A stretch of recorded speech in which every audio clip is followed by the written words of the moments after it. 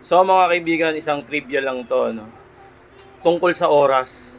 Ako, wala akong ibang pagsisisihan. Yung oras ko, inilaan ko sa pamilya ko. Yung oras ko, ibinuhos ko lahat sa anak ko, sa pamilya ko, sa asawa ko.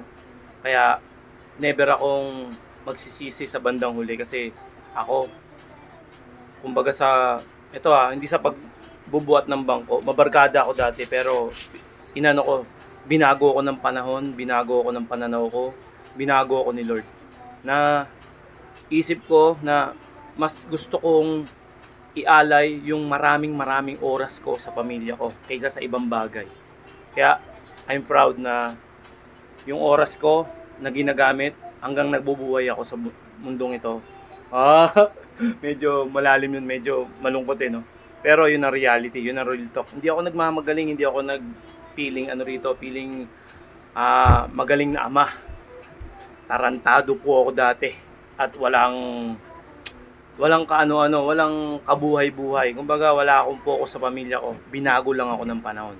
Kaya yun, sa mga kapwa ko tatay dyan, ibuhos natin ng higit siksik, liglig, umaapaw sa pamilya natin. Kasi pag dumating na yung punto na ikaw naman yung mahirap, o hindi ka naman, ikaw yung naghihirap, saan? Sa sakit. Nandyan yung mga anak mo para alagaan ka. Kasi konti lang yung buhay natin dito sa ibabaw ng mundo. Maikli lang. Kaya mga tol, mga par, mga kaibigan, sa mga viewers dito, sa mga nanonood, kung palabarkada kayo o etc.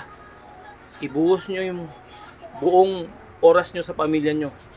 Huwag sa ibang tao, huwag sa kung sino man. Kasi sa bandang dulo, pamilya mo pa rin ang nasa likod mo at ang alalay sa'yo. Yeah! Alright? Nakuha mo tol? Yeah, advice lang yan. Ikaw rin na magdadala ng buhay mo. Yeah! Yeah! Yeah! Peace yo!